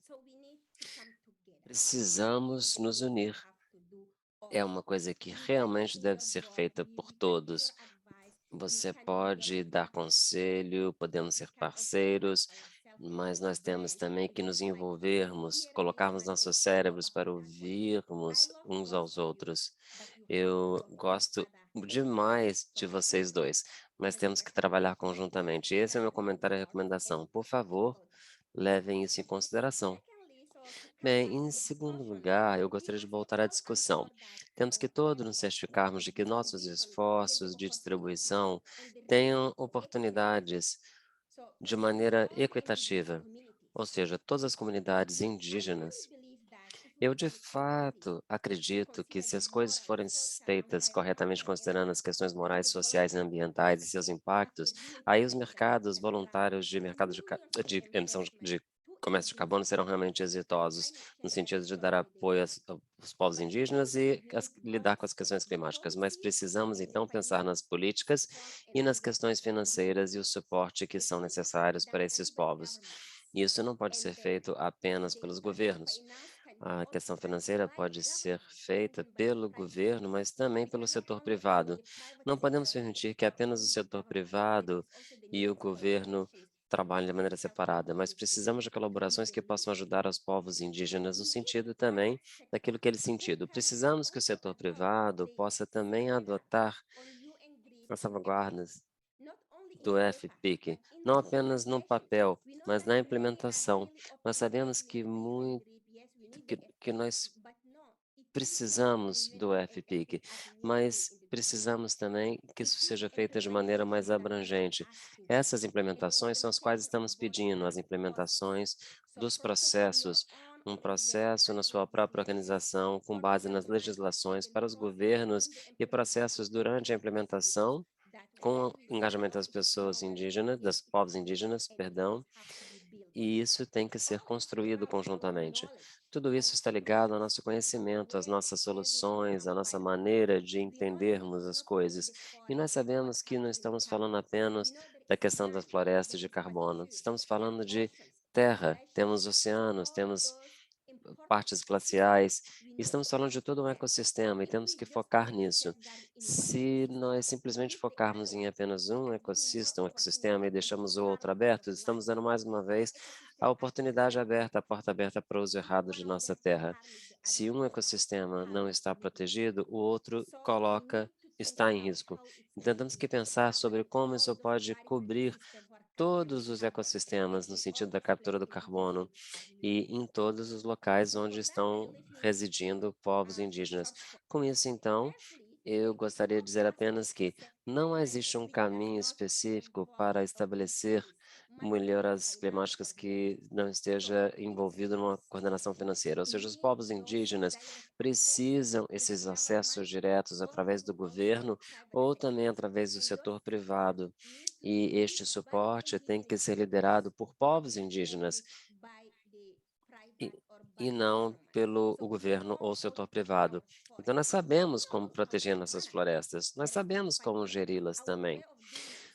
A nossa maneira de fazer as coisas é diferente, mas vocês têm que respeitar e aceitar a nossa maneira de fazer as coisas, porque essa é a maneira que conseguimos sustentar a Terra. Em segundo lugar, a natureza é uma das coisas chave nas discussões climáticas. E eu realmente espero que, se quisermos implementar um projeto, temos que envolver uma parceria do governo com o setor privado na mitigação. Então, temos que ter isso como um alvo nesses dois COPs, de maneira que os povos indígenas possam lidar com a questão. Temos oportunidades e temos que usar essa plataforma para fazer o uso. E, finalmente, eu gostaria de ver o setor público e privado trabalhando em conjunto ao redor do comprometimento que tem em fazer dinheiro. Nós temos que ver o dinheiro quando trabalhamos com os projetos e queremos ser parceiros e não apenas beneficiários. Nós não queremos ser apenas recipientes, queremos ser parceiros. E se somos parceiros, temos que ter essa discussão e mostrar à comunidade e ao planeta como um todo que nós estamos a restaurá-lo. E aí poderemos falar então sobre VCIM ou IVCM, perdão, VCMI ou IVCMI. Muito obrigado.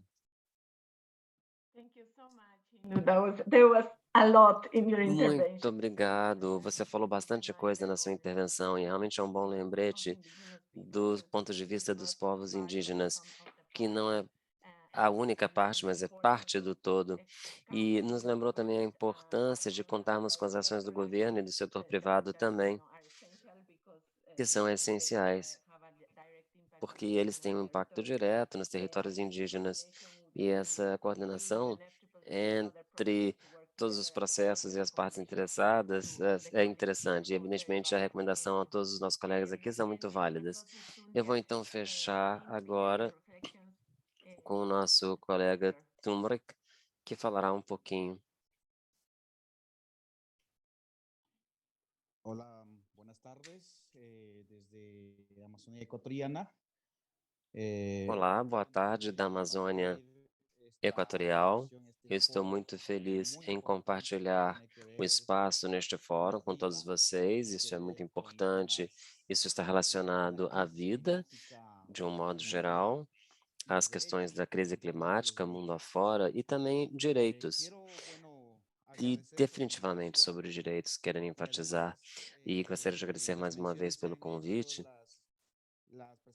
E também agradecer as apresentações que já foram feitas até este momento do nosso evento.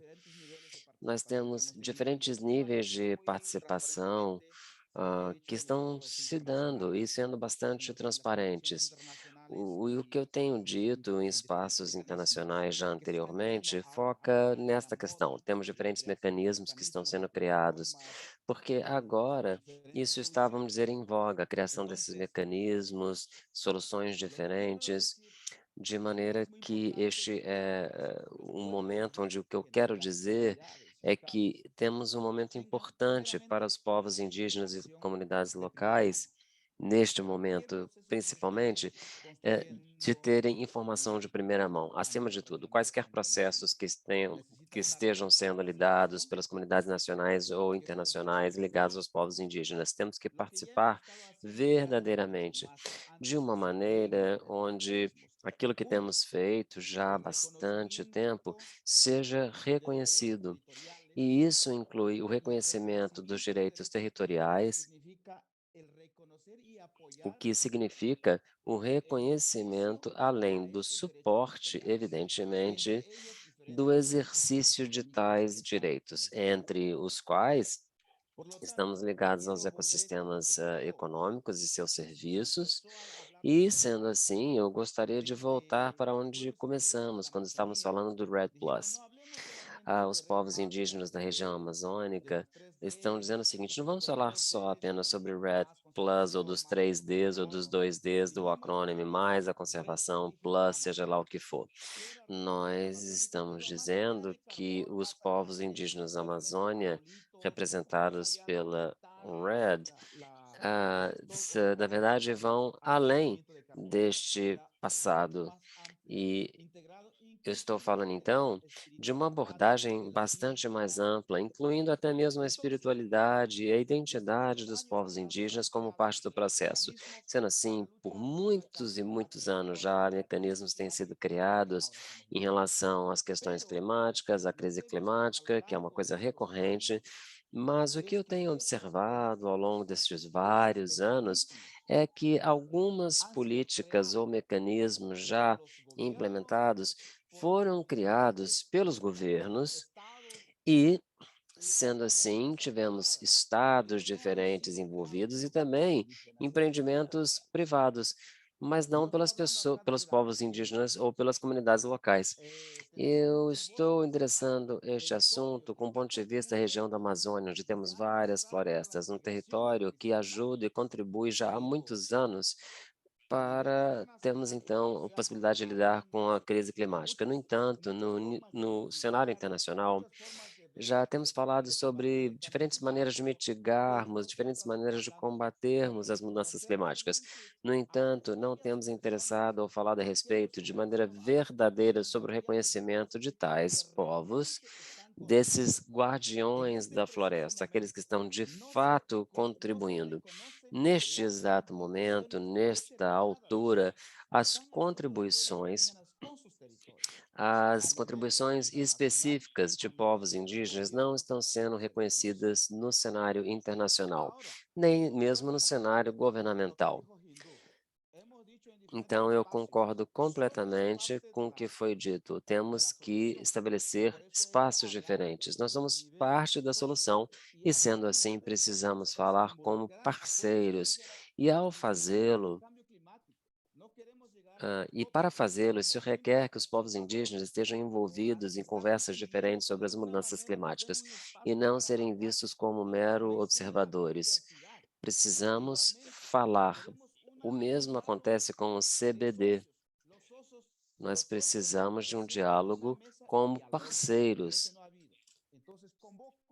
E esses parceiros têm que se sentar à mesa e conversar, e ter voz, falar. Então, a maneira antiga de se conseguir, então, os povos indígenas envolvidos e que se falasse, então, em nome desses povos, tem que ser mudado. Tem que haver uma transferência na qual, de maneira conjunta com os governos e o setor privado, a academia, possamos ser vistos como parceiros. Eu já me envolvi em diferentes espaços de maneira que eu possa entender a sua língua, por assim dizer. Frequentemente, os meus irmãos e irmãs da comunidade que não entendem uma língua diferente ou mecanismos diferentes que estão sendo criados, acabam por não poder se engajar. O que eu já tenho proposto, e vou propor novamente agora, é que nós, povos indígenas, não participemos desses mecanismos ou créditos de carbono como observadores. Nós queremos fazer isso, mas não só isso. Eu estou falando de mecanismos que possam ajudar a preservação daquilo que temos, mecanismos que deem apoio a nós todos na implementação e a socialização daquilo que temos feito. E desta maneira, e assim colocado, precisamos de trabalho sistemático, sistêmico, de maneira a trazer informação real sobre esses processos, sobre questões financeiras e políticas, e precisamos que essas informações cheguem às comunidades de maneira que as comunidades tenham todas as informações necessárias para tomarem suas decisões e para que possam decidir ir à frente, adiante ou não. Precisamos liderar esta transição de acordos institucionais, de maneira que os povos indígenas e as comunidades locais possam seguir adiante, impulsionar os projetos com base na sua própria determinação e sua visão em relação a estes territórios. Um componente que também está aqui ausente, como eu já mencionei, é que os mecanismos não foram criados nem pelos povos, nem para os povos indígenas. Queremos, então, ser parte deste processo. E, mais uma vez, para ser parte desses mecanismos, temos que criar prioridades. Isto é uma coisa, mas não estamos simplesmente pedindo só por isso. O que estamos requerendo, adicionalmente, são mecanismos que sejam específicos, ligados a mecanismos financeiros, que possam ser criados, que, mais uma vez, sejam comercializados pelo e para os povos indígenas, possibilitando a estes povos a implementação completa de direito de posse de terra pelos povos indígenas e também para restauração territorial. Então, temos que ter a restauração dos locais, dos territórios. E, evidentemente, temos que pensar na geração de apoio às iniciativas da economia biocircular dos povos indígenas com abordagem holística, uma que inclua a identidade dos povos indígenas, que não apenas enderece as questões das mudanças climáticas, mas que verdadeiramente crie um contexto incorporado dos direitos humanos.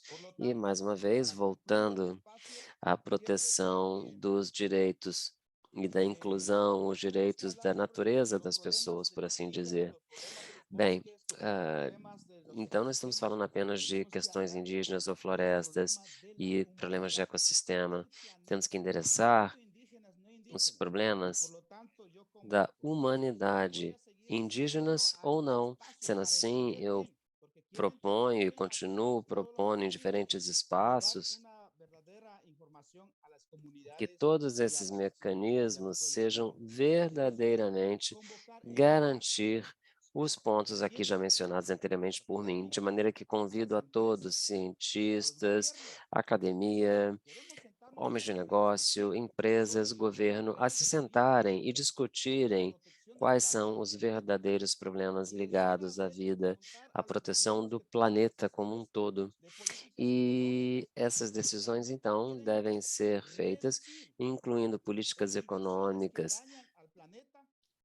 se quisermos de fato reduzir atividades que causam danos ao meio ambiente. Se de fato quiserem manter os recursos garantidos, os recursos fósseis que estão destruindo os nossos planetas, queremos então devemos querer fortalecer as práticas e conhecimentos tradicionais das pessoas que têm contribuído e continuam a contribuir com a saúde global. Então, vamos falar sobre este assunto do ponto de vista da vida, do princípio da vida, baseado no IVCVM, perdão. Vamos falar então do ecossistema como um todo, do contexto como um todo, na questão das águas, das montanhas, dos rios, cascatas, lagoas, desertos, entre outros sistemas, entre outros ecossistemas. Isso é uma oportunidade que temos hoje. É um exercício e é interessante fazê-lo. Essas pessoas, esses atores reunidos aqui são importantes, mas precisamos de um espaço contínuo para essa discussão, porque isso não virá apenas, essa resposta não virá apenas de um setor específico. Mais uma vez, obrigado por me darem o espaço. Muchísimas gracias, Tuntiak. Thank you very much, Tuntiak, for those very important remarks. Muito obrigado, realmente muito importante seus comentários e de fato nos lembra de que o colonialismo já passou há bastante tempo, temos que ter então agora um relacionamento horizontal, não paternalizando os povos indígenas, trabalhando conjuntamente como parceiros nessas várias e muito importantes batalhas que temos à frente. E também acredito que as questões das iniciativas de mercado atuais têm que ser parte de uma abordagem muito mais ampla, uma solução maior, que sabemos que não existe uma receita de bolo, mas temos que adaptar a cada situação, entrando então nas questões e estilos de vida dos povos indígenas que são complexos e que vão requerer muito mais outras iniciativas complementares. Com isso, eu vou fechar este painel e agradecer a todos muito. Acho que temos bastante material para um próximo evento. Então, estamos ansiosos por próximas oportunidades ou um segundo evento, de maneira que possamos entrar então em maiores detalhes sobre os temas aqui discutidos. A minha colega Nina vai moderar então uma sessão muito rápida de perguntas e respostas, porque estamos sem tempo e temos que terminar o webinar. Com certeza, muito obrigado aos panelistas pelos conteúdos tão enriquecedores. Eu quero aqui colocar algumas perguntas, eu convido os panelistas para responderem no quadrinho das perguntas e respostas, mas eu quero responder uma pergunta aqui. Grandes partes do mundo não se qualificam para participarem dos mercados devido às adicionais questões e os impactos das mudanças climáticas que são reais. Vocês veem um momento no futuro onde as mudanças climáticas e seus impactos qualifiquem essas áreas na participação dos mercados de carbono? Eu gostaria de convidar, acredito que Lucio talvez queira responder essa pergunta. A Lúcia. Sim, muito obrigado. De fato, quando nós levamos em consideração o nosso planeta e várias áreas do planeta diferentes, que têm sido protegidas há muitos anos pelos povos indígenas, chegamos à conclusão na arte que sim, eles estão encarando um desafio a despeito de estarem sendo protegidos e a despeito de que no passado não tenham visto altas taxas de desmatamento, mas o risco permanece iminente. A ameaça aos seus territórios ainda existe. Sendo assim, criamos um nível de certificação onde pensamos na cobertura de florestas e de devastamento.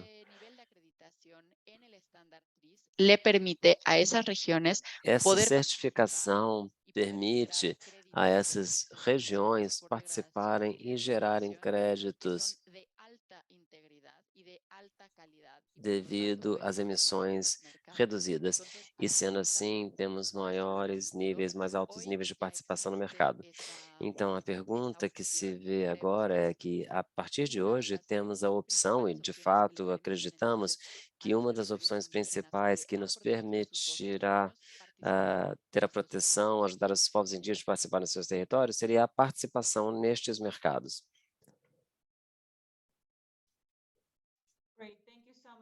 Ok, muito obrigado.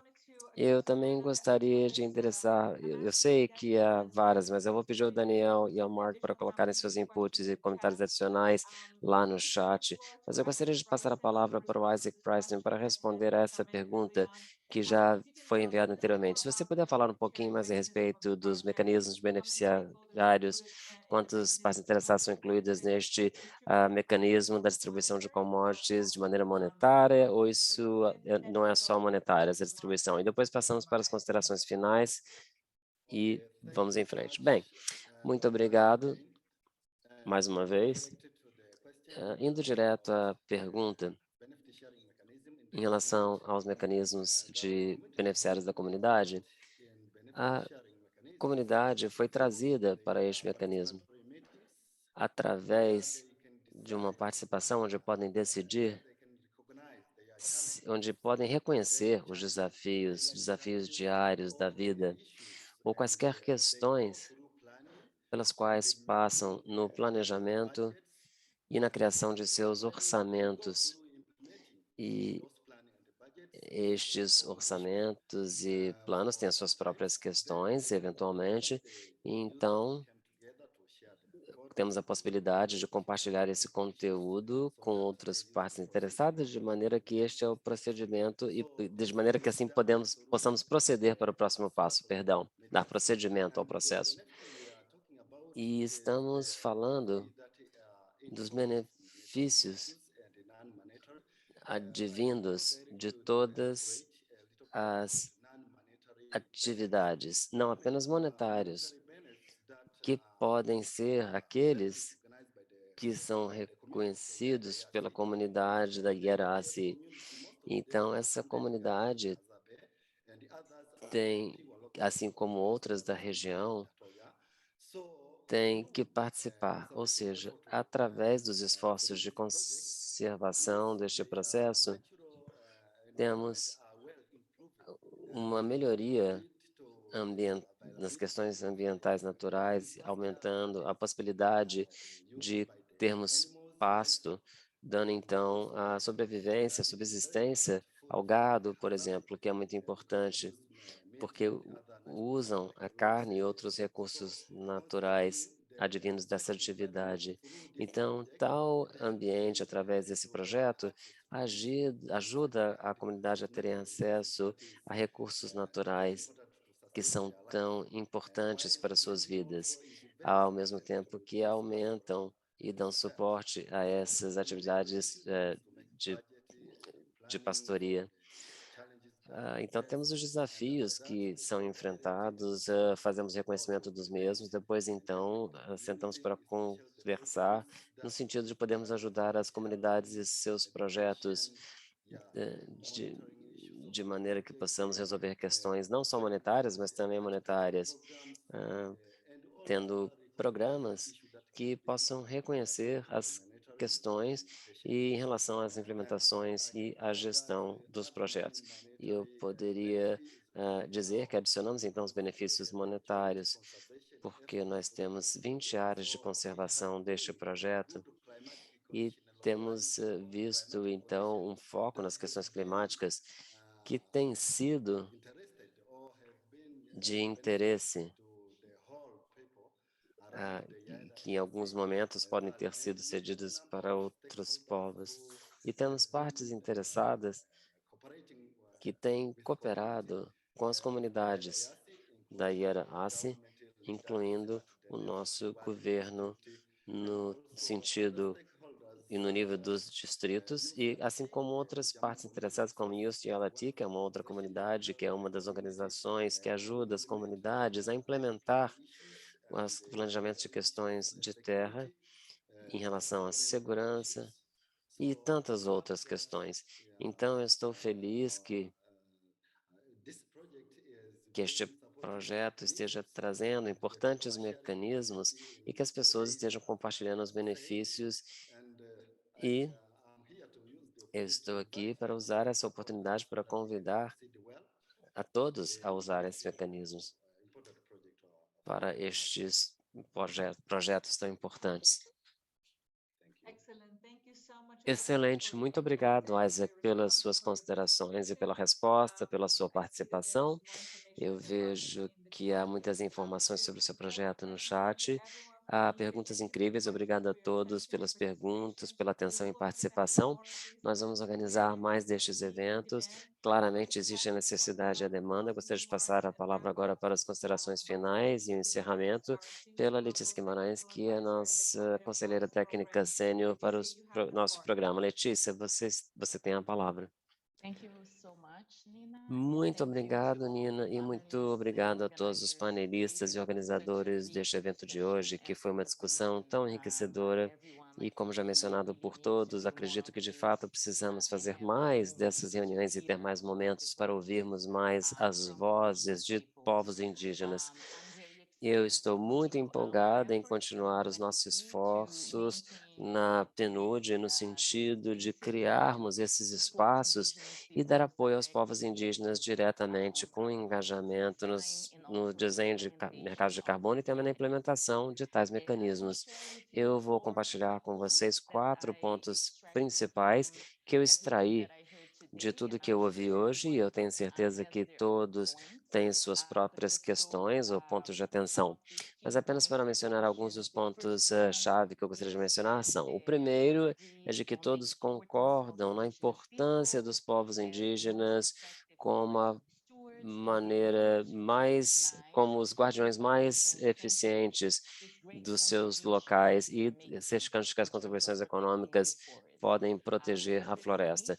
Este reconhecimento não é apenas através dos mercados de carbono e seus recursos, mas vários outros tipos de atividades financeiras, como mencionado anteriormente. O segundo ponto está relacionado ao acesso direto dos povos indígenas a recursos e do seu engajamento ativo no design, mais uma vez, não apenas na implementação de mecanismos de mercado de carbono, levando-se em consideração o que já foi mencionado algumas vezes hoje, que existe uma necessidade de um engajamento desde o início, do momento do design do projeto, e dessa forma o suporte financeiro será necessário de maneira a possibilitar a participação dos vários povos indígenas.